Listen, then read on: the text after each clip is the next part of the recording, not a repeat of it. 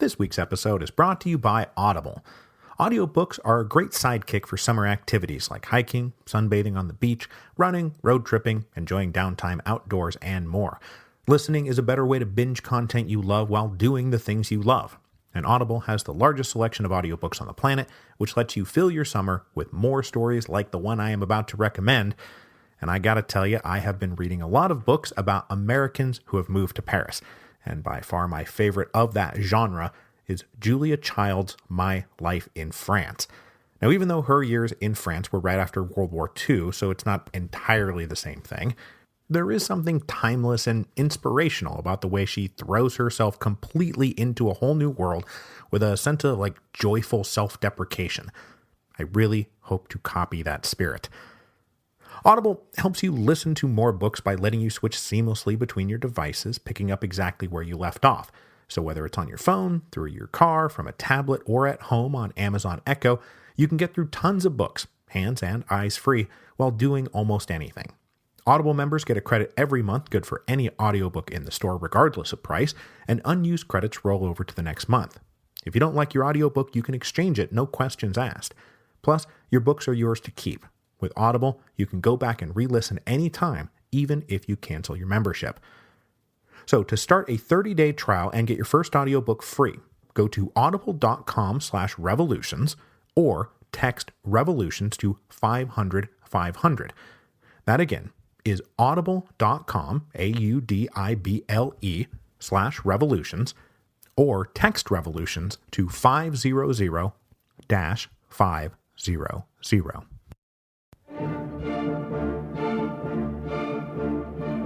Hello, and welcome to Revolutions. Episode 8.8, The Bloody Week. Welcome to the final episode of our short series on the Paris Commune. As you may have gathered, both from the short duration of the series and the title of this final episode, you could probably gather that it is not going to end well for the Paris Commune. But before we get going, I want to give you one final update on the fundraiser. Those of you who purchased books from my library, those went out at the end of last week and should be arriving, or maybe have already arrived on your doorsteps. As for the t-shirts, there was a minor delay on those, but the printer now has the order, the shirts are being printed, and should start being mailed out next week. So if you're wondering if yours got lost in the mail, it hasn't. At least not yet. And then finally, let me just say one last time how grateful I am for the support. It has really helped us to make this move to Paris with a bit more peace of mind. And in return, I will keep cranking out episodes of Revolutions, and while I'm at it, go write the best damn book about the Marquis de Lafayette that I possibly can. Okay, so let's take one last deep breath and dive back into the late spring of 1871. We left off last time with the perpetual chaos and repeated reorganizations of the Paris Commune, as the leadership attempted to run the city of Paris, advance a revolutionary social agenda, and prepare for a civil war against the government in Versailles. The 7 weeks of the Paris Commune saw 4 different executive governments and 5 different commanders-in-chief of the military. This was all accompanied by a constant divergence of priorities, abrupt changes in course, and a revolving door among the leadership. By the middle of May, though, the structure of the Paris Commune was a 5-man committee of public safety, ostensibly invested with total dictatorial power, with Louis-Charles Delescluze as the war commissioner, the de facto commander-in-chief of the Commune's forces. Now, there was some indication that maybe the members of the Commune were getting their act together. The minority of 23 who had walked out of the communal council, in part because they had opposed the creation of the Committee of Public Safety, later admitted that they had been focusing on the wrong thing at the wrong time. And within a few days of their walkout on May the 15th, most of them returned to the council and were welcomed with open arms. Now, in contrast to the wobbly dysfunction of the Commune, there was a pretty well-organized counter-revolutionary government in Versailles, led by Adolphe Thiers. That government had a clear command structure and a singular goal: defeat the Commune and bring Paris to a state of total subjugation. Whatever differences the leaders in Versailles had among themselves, and there were plenty of differences, just about everyone agreed that crushing Paris was, for the moment, the most important issue on the table. Now, Thiers and his ministers were of course motivated by their own ideological program and a belief that the city of Paris had to submit to the national government. They were also being prodded by the Germans. Thiers had signed a final peace treaty with the German Empire on May the 10th, in part to help further expedite the release of prisoners of war, who Thiers promised to use to bring Paris to heel. Now, technically, part of that peace treaty stipulated that France could not have a large standing army, but Bismarck decided to make it German policy to look the other way, as 200,000 soldiers mustered in and around Versailles. But he leaned on Thiers to get moving, or the Germans might start to feel responsible for maintaining the social order in Paris, and the last thing Thiers wanted was for the Germans to start marching west again. So with all of that said, it should come as no surprise that Thiers did not listen to the last-minute attempts of some in Paris to broker a peaceful compromise. A delegation of the Paris mayors was still trying to work out a deal to halt any unnecessary bloodshed, based on the idea that all Paris really wanted was a degree of autonomous self-government. But Thiers said flat out, "I am not listening to this." And nor, frankly, would the communards have listened, because they wanted more than autonomous self-government. They wanted the social revolution, and so they were as unlikely to agree to that deal as Thiers was. On top of the mayors of Paris, the Central Committee of the National Guard was also worried about what would happen when the Versailles army breached the walls, and they proposed dissolving both the National Assembly in Versailles and the Communal Council in Paris, and then holding new national elections to try to create some kind of compromise assembly. But for sure, neither side wanted to listen to that. The only settlement Thiers would accept was the unconditional surrender of Paris. The only settlement the Commune would accept was the recognition of their political sovereignty. And so, it would be guns at dawn. Now, though the Commune was starting to unify, due to the fact that it was now going to be guns at dawn, at the same time, they still indulged in their unhealthy habit of continuously not focusing on what was really important. For example, on the fateful day of May the 21st, 1871, which, as we're about to see, is indeed a very fateful day, the leaders of the Commune were not focused on organizing a proper defense of the city in the wake of the fall of Fort Issy, nor on making sure fortifications were secure, barricades were built, cannons were in good working order, ammunition and supplies properly distributed, nor were they planning how to organize and coordinate a single defense of the city. No, they opened their session on May the 21st by bringing forward General Cluseret, who had spent most of April as commander-in-chief of the Commune's forces, but who had been arrested for alleged crimes, and the Communal Council now planned to spend the day discussing what those crimes might be and how he might be punished. Meanwhile, in the southwest corner of the city, the Versailles army was at that very moment pouring into Paris. So the Communal Council was here not just reorganizing deck chairs on the Titanic that day. They were holding a meeting to discuss how to punish a guy who had rearranged the deck chairs, just as the Titanic was hitting the iceberg. So while the Communal Council was meeting to discuss the fate of Cluseret, a civil engineer who lived in the west end of Paris, and who was no friend of the Commune, went out for a stroll. While on this stroll, he noticed that the National Guard, who were supposed to be defending the gate at Point de Jeu, remember that was the gate Thiers had identified as the weakest point in the Paris fortifications, well, they were nowhere to be found. Now, this guy didn't know if this was incompetent management by the officers, or cowardice of the men, or some kind of strategic plan, but the bottom line was that the gate was undefended. So he mounted the wall and waved a white flag. A major from the Versailles army came forward and listened to this guy's story, and then ordered a little reconnaissance, and it turns out that it was true. This wasn't a trap or anything. The walls, the gate, was just deserted. So while General MacMahon and Adolphe Thiers had been bracing for and preparing for a tough battle to actually fight their way into Paris, they were instead presented with an anticlimactic victory. But they wasted no time exploiting their good fortune. Within hours, 60,000 troops marched through the gate and started fanning out. They secured control of two other gates into the city, the Saint-Cloud and Versailles gates, and then spread out over the western sections of Paris, the rich suburban districts where the upper middle class and richer Parisians made their home. And in these initial hours, they found themselves fully welcomed as liberators, rather than attacked as invaders. So this is a pretty fatal disaster for the Commune. But when the messenger rushed in to report that you guys, the army, has entered the city, like I said, they were busy prosecuting Cluseret for his alleged crimes and misconduct. The assembled members of the Commune sat in stunned silence when they got the news, and then they rushed into a chaotic competition to see who could talk over who the loudest. But there was no denying now that the only thing that mattered was the physical defense of Paris. But I gotta tell you, by that point, it was already too late. That which would doom the Commune was already done, and they could not undo it. For example, the short-lived war commissioner, Rossel, the guy who had succeeded Cluseret, had ordered additional barricades constructed to form an interior ring of defense, but the National Guard had barely even started construction on those barricades. Instead, what would happen is that rather than defending a single coordinated line, each neighborhood constructed their own local barricades to defend their own local neighborhoods. But this local focus, which was one of the social hallmarks of the Commune, left every National Guard brigade isolated from every other brigade. For another thing, though Delescluze and the Committee of Public Safety were ostensibly all-powerful, in reality they had neither the authority nor the means of communication to try to coordinate a single defense, rather than let these dozens of individual defenses play out.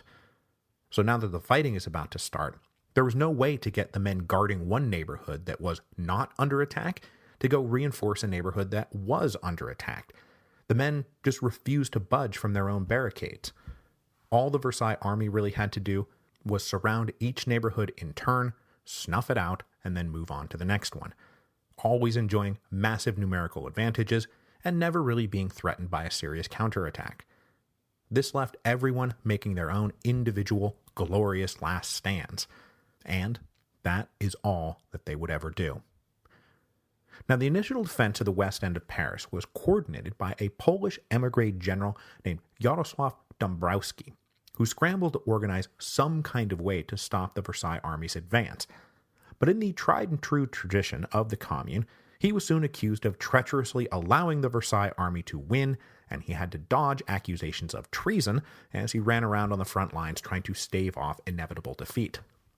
Fighting in the streets a few days later, General Dąbrowski was hit by a fatal bullet wound, and as he lay dying, his last words were allegedly, "Do they still think I'm a traitor?"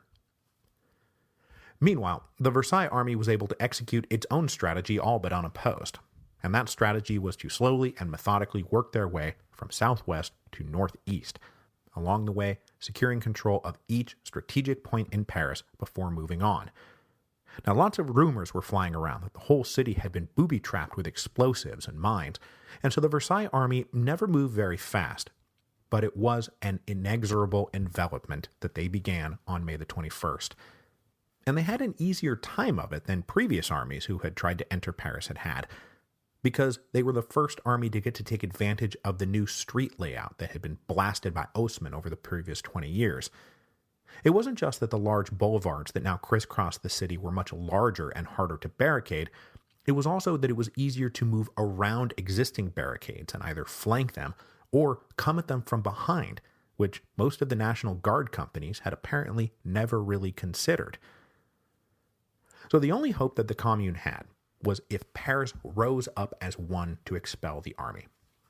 And Delescluze, for all his inexperience in military affairs, at least understood the power of mass mobilization. So Paris woke up on the morning of Monday, May the 22nd, to posters being thrown up all over the city that said "Citizens to Arms." And the short accompanying text was simple. It said, "No more generals, no more fancy uniforms, no more disunity. Everyone, right now, right at this moment, needs to flood into the streets and man the barricades." But it just kinda didn't happen. Remember, over the past few weeks, morale in the National Guard had been plummeting.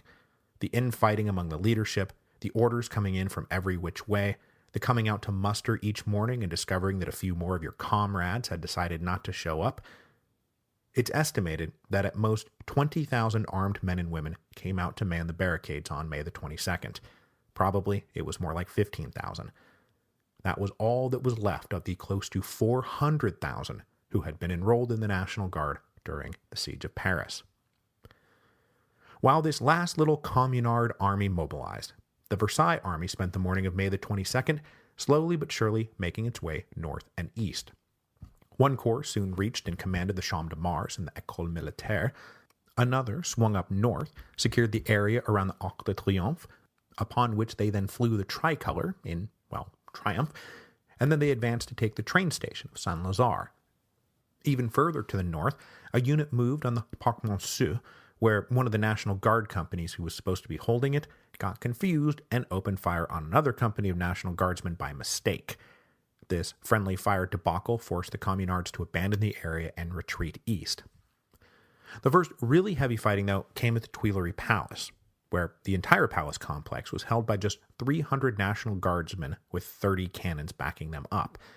They were attacked from both the northeast and from the south, just across the Seine, round about where the Musée d'Orsay is presently located.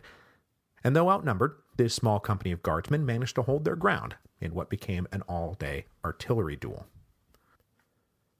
The next day of the Bloody Week, Tuesday, May the 23rd, opened with the Versailles troops advancing all the way to where this all began, the heights of Montmartre. The cannons were still there, and they still needed to be taken back. The communards had barricaded the base of the hill facing west, but this is one of those moments where they were not prepared to be attacked from all sides, and as units of the army approached them from head-on, a whole separate corps marched their way along the northern wall of the city, marching well past Montmartre and approaching the communard position from the northeast, which the defending National Guardsmen were not at all prepared for. In fact, it doesn't really appear that they were prepared for much of anything, and in one of those small ironies of history, the cannons of Montmartre, that had been so symbolic of everything, they were the trigger point for the whole revolution. They were basically at this point not fit for use. They had not been maintained. They had not been cleaned or serviced in weeks. They had just been kind of sitting there. And so when it came time to use them, not as a symbol but as an actual weapon, they weren't in any shape to actually fire. Enveloped now from multiple sides, the communard defenders fought for as long as they could, and then most of them retreated. About 40, however, were captured, and there would be no mercy for those captured by the Versailles army during the Bloody Week. It's kind of why it's called the Bloody Week. The 40 captured fighters, a mix of men and women, were marched down to the building where those two generals, Lecomte and Clément Thomas, had been murdered by the mob on March the 18th. The 40 prisoners were lined up against the wall, and they were shot.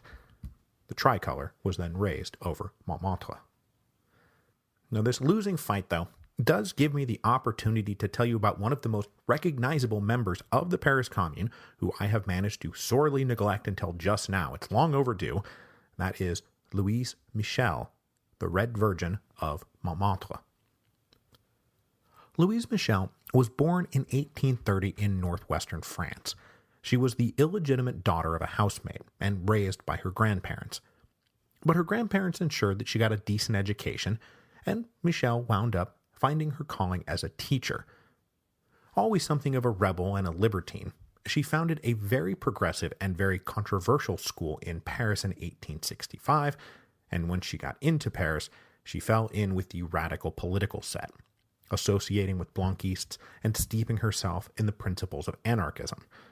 Joining many of the most radical women's clubs, she became one of the founders of a form of anarcho-feminism that sought to advance the theories of social justice beyond the traditional male-female social roles that were still emphasized in the writings of guys like Proudhon.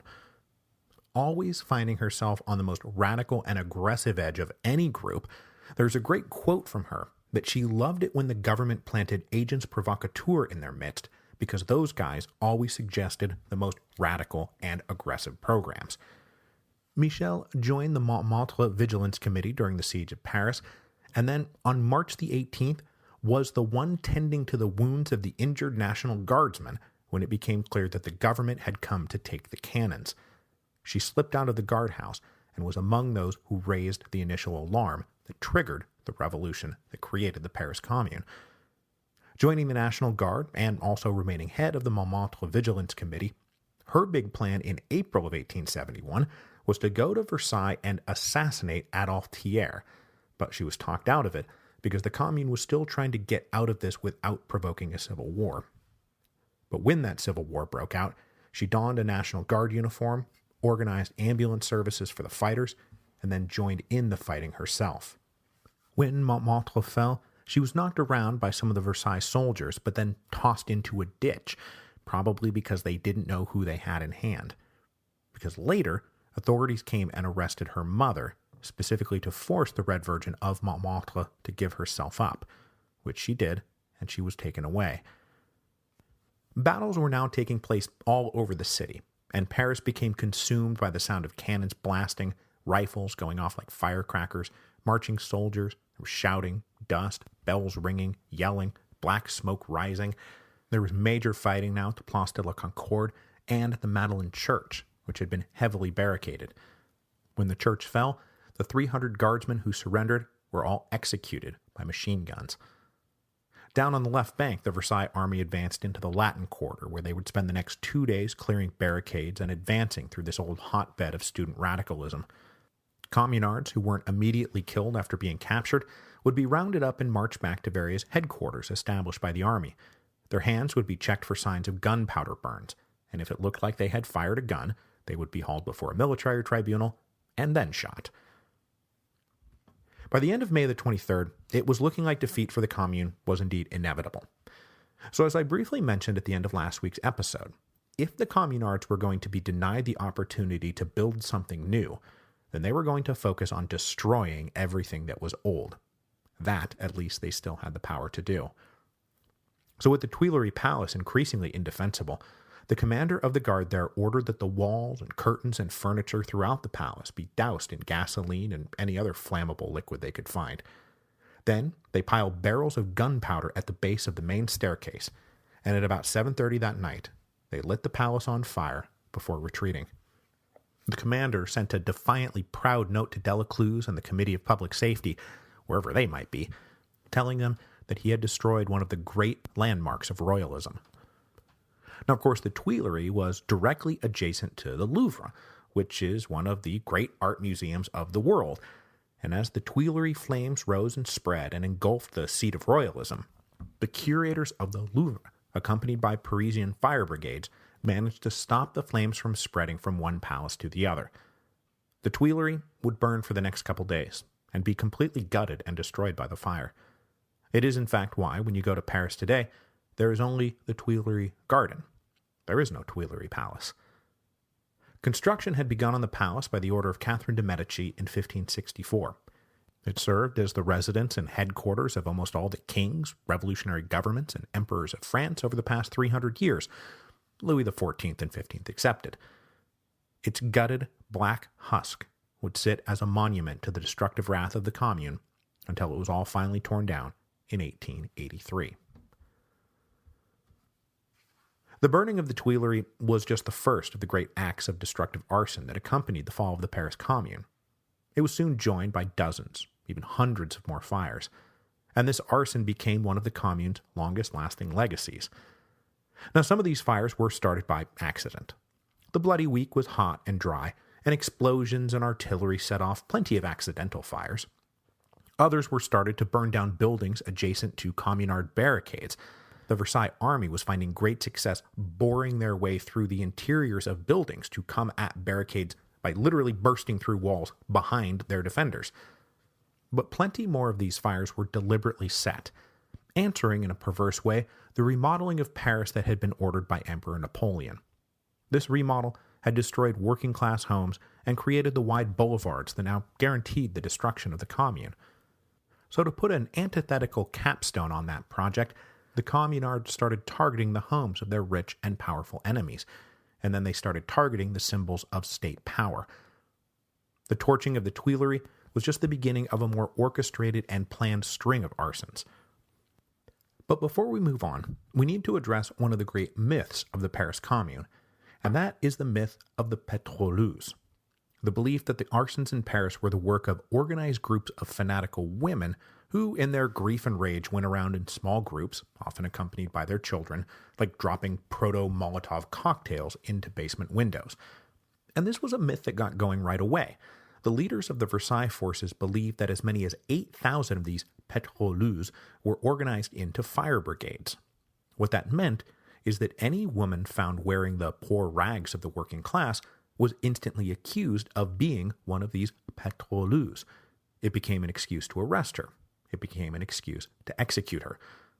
But every modern history of the Commune I've read has made it very clear that the myth of the petroleuses was always just a myth. And sure, maybe one or two women set some fires, but what happened in Paris at the end of May 1871 was mostly either ordered by commanders of the National Guard as they defended their barricades, or by the Committee of Public Safety as they sought to destroy all the great symbols of royal and imperial power on their way out the door. So just a few hours after the Tuileries fire got started, the next major building to go went, and it was the Hôtel de Ville.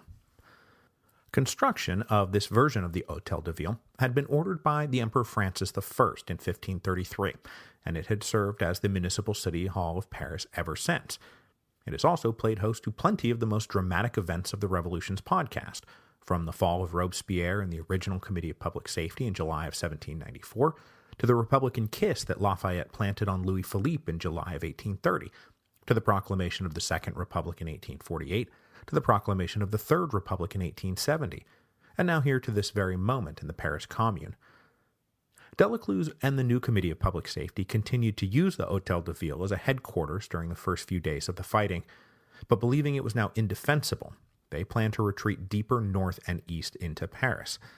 So sometime after midnight, in the wee hours of May the 24th, Delescluze ordered the building evacuated, and then he ordered it set on fire. And it too burned into a black and charred skeleton over the next few days.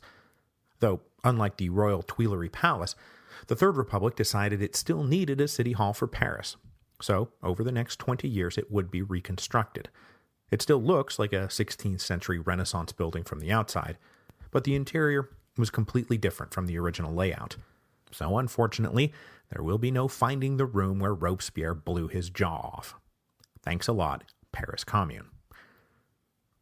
So by the morning of May the 24th, the fourth day of the Bloody Week, Paris was choking in thick black smoke, and the sections of Paris were falling to the army of Versailles one by one. By now, desertion from the National Guard was getting pretty bad, and so too was desertion by the leadership. Members of the communal council were shaving their beards and donning nondescript clothes, and individually or in small groups trying to slip out of the city, leaving only those foolish enough to keep fighting to die on the barricades. But two of those who would keep fighting were Delescluze and the other guy I introduced last week, Raoul Rigaud. The Commune's tenacious prefect of police was now serving as the chief prosecutor for the revolutionary tribunal that had been established by the decree on hostages, and with Versailles now summarily executing all of its prisoners, Rigaud got the ball rolling on executing the hostages, the lives of whom were supposed to have made Adolphe Thiers think twice about the war crimes he was committing, but apparently that didn't work. So Rigaud corralled the 250 or so hostages that were at that point spread out over various locations and collected them in the La Roquette prison.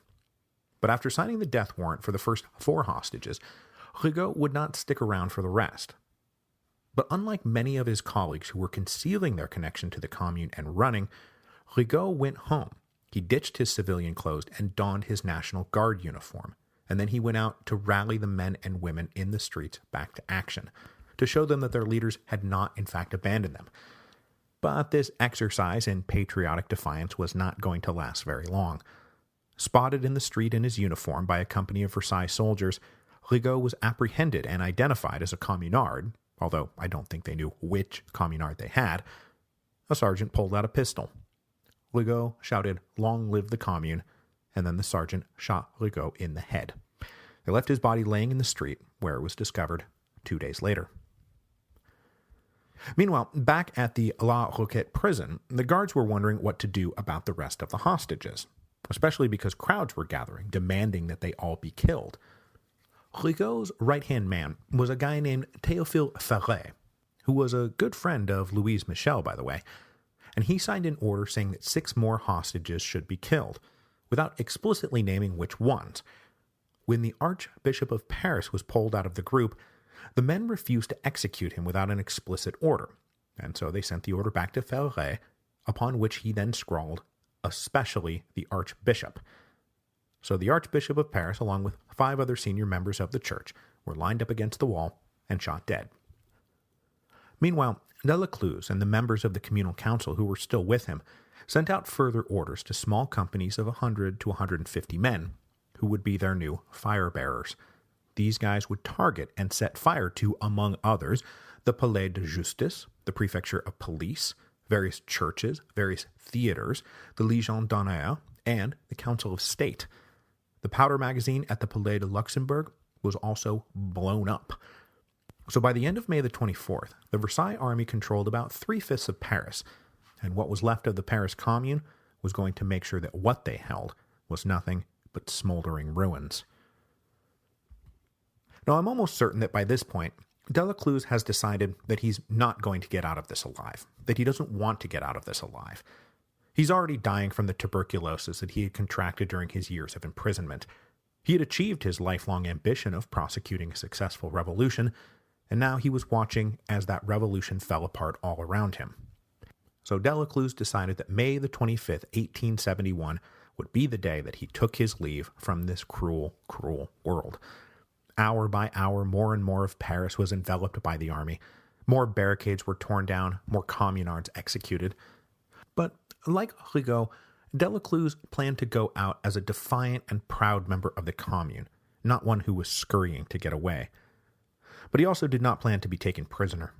As sunset approached that night, he put on a red sash, a symbol of his position in the Commune, and walked out alone into the street near the Place de Château-d'Œuf, where an uncaptured barricade still held out.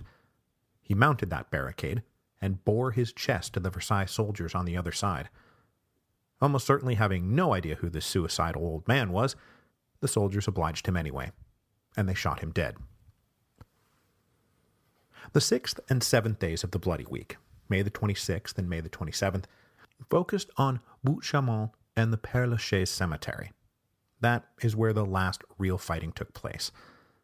The last holdout communards had artillery that actually worked, and they used it to blast away at any and all approaching soldiers. The final battle erupted on the morning of the 27th, when the army launched an all-out attack on the heights of Butte-Chaumont.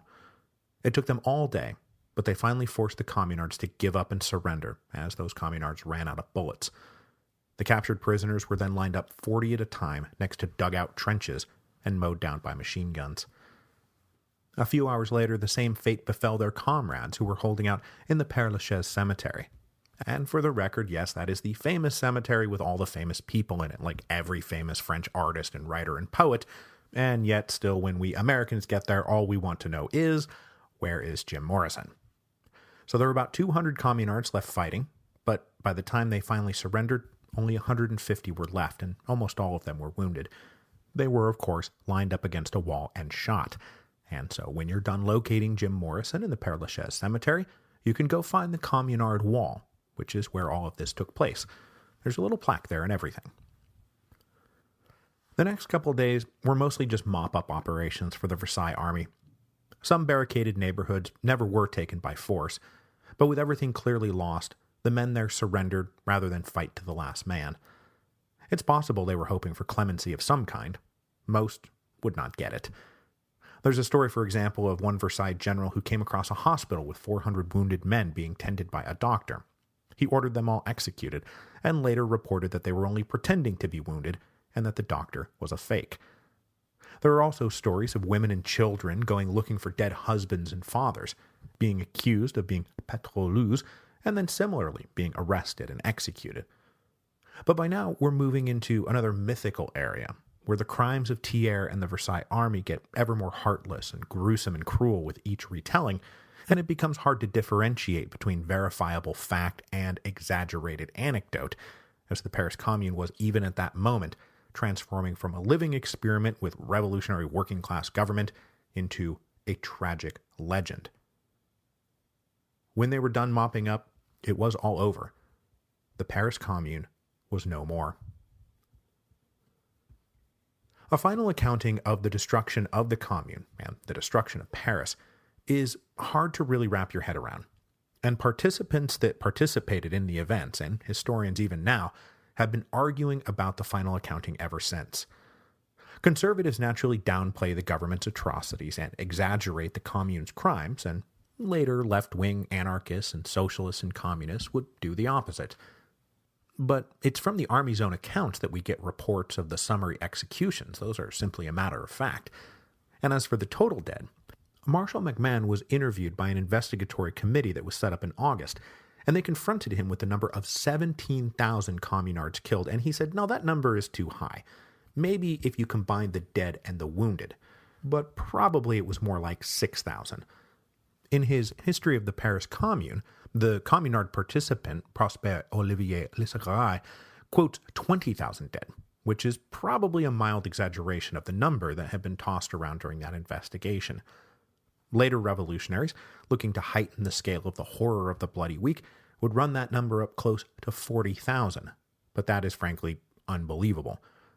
Later studies of the Moore records can account for 6,000 to 7,000 dead, but that number has been challenged as being too low and not accounting for the mass graves.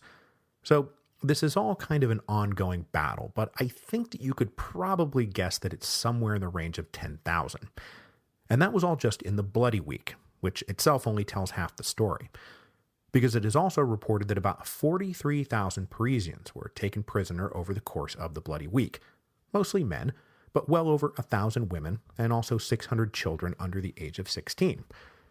About half that number was let go on various grounds, but 16,000 were brought up on charges of treason, and of those, well over 90% were given death sentences.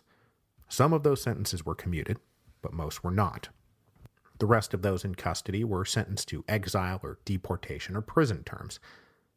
When Louise Michel came before the tribunal in December of 1871, she said that they would be cowards if they didn't kill her. But they didn't kill her. Instead, they deported her to New Caledonia. Her friend Théophile Ferret, who had signed the execution orders, was himself executed for that crime.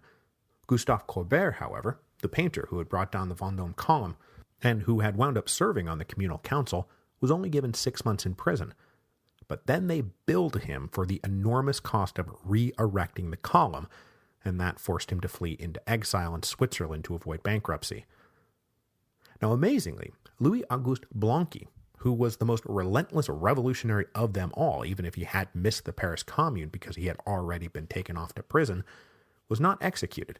He was instead sentenced to deportation, but his age and his health reduced that to a mere prison term, and then he lived long enough to be freed in the coming amnesty.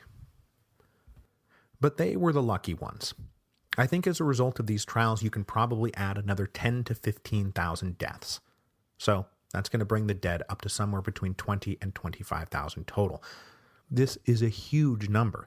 It's at least double, if not triple, the number killed during the June Days Uprising in 1848, and frankly, a lot of those deaths had been in the heat of battle, whereas this was a lot of cold-blooded, calculated murder. And it speaks to Adaltière and the other members of the government seeking not just to end the Paris Commune, but to crush revolutionary Paris once and for all. The near century of cyclical revolutionary action that had started in 1789 and then returned in 1830 and then returned again in 1848 and then again in 1870 and 1871, it had to end. And in this, Thiers was mostly successful. Now, you don't really see another major Parisian uprising until the summer of 1968. But that is a story for another time. So the revolutionary cycle of upheaval and violence and suffering that Paris had just endured, beginning when the Germans laid siege in September of 1870, and finally ending with the trials in 1871, is hard to fully grasp. 50,000 had died during the siege, another 25,000 during the Commune and the Bloody Week and the mop-up that followed. Plenty more were deported or exiled. Businesses started complaining that when they went to reopen, that there weren't any workers left, that half the plumbers and painters and bricklayers and cobblers of Paris were just gone. They were dead or fled or imprisoned. They said that Belleville, which had been a jam-packed working-class neighborhood, was now populated only by old women. And Paris itself was, of course, scarred by gunfire, artillery blasts. Hundreds of buildings had been gutted by fire. Some were torn down and rebuilt, others were not. It was a physically, mentally, emotionally, and psychologically traumatizing year, and in many ways Paris has still not gotten over it. As the years passed, though, the memory of the Commune lived on, but the fear of the Commune and the desire to visit vengeance on the communards faded, and by 1879, the Assembly of the Third Republic granted a partial amnesty to communards who had been deported or gone into exile. And short final tangent alert, speaking of the Third Republic, it's going to remain in place after its founding in September of 1870. Even though the royalist members of the National Assembly had worked out an agreement to restore the monarchy, to restore the Bourbons, in fact, and they offered the crown to Henri, the Duke of Chambord, who was the grandson of King Charles X. He was actually the miracle baby I talked about in episode 6.1. But he would only take the crown on the condition that all vestiges of the revolution be erased. Most especially, the tricolor must be replaced by the white flag of the Bourbons. He was told that this was impossible, but he persisted. And so, the restoration never happened, and the Third Republic lived on. The Bourbons had found yet another way to let the crown of France slip through their fingers. End of tangent. Okay, so then in 1880, following up on the partial amnesty, there was a general amnesty. The urge for national reconciliation now outweighed the desire for revenge. And, like the original French Revolution, the Paris Commune was folded into the history of revolutionary France, an inspiration to some, a warning to others, but now and forever a part of the tumultuous history of France. Now, what the legacy of the Paris Commune would be, we will have plenty of time yet to explore, because its example, studying how it came about, what it did right, what it did wrong, how it could have succeeded, became topics of great interest to Karl Marx and Friedrich Engels, and then later to Lenin and Trotsky, as they tried to put revolutionary theory into practice. And they looked to the Paris Commune, both for its inspirations and for its warnings. So the Paris Commune, like the rest of French revolutionary history, will play an active role in the unfolding of our series on the Russian Revolution. But before we move on to Russia, we must deal with a revolution that I have been dying to tell you about since well before this Revolutions podcast ever began, because the cry of land and liberty was being raised across Mexico at the turn of the 20th century, and before anyone knew what was happening, the winds of revolution swept the country. And so when we come back, we will be talking about Villa, as Zapata, and the Mexican Revolution.